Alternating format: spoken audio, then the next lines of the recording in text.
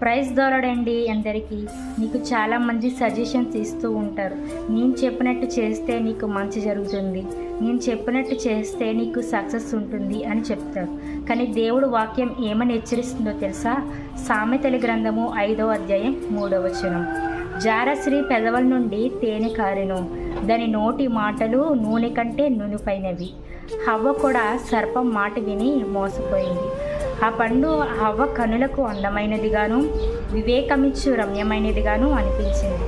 తర్వాత దేవుడికి దూరమైపోయారు, దేవుడు మాటను తిరస్కరించారు. హవ్వ చేసిన పొరపాటు మనం చేయకూడదు.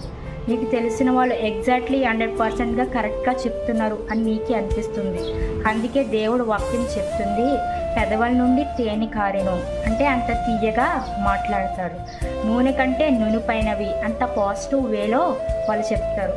వాళ్ళు చెప్పిన వెంటనే రియాక్ట్ అవ్వకుండా, దేవా వాళ్ళు చెప్తున్నారు, నీ చిత్తం ఏంటి అని అడుగు.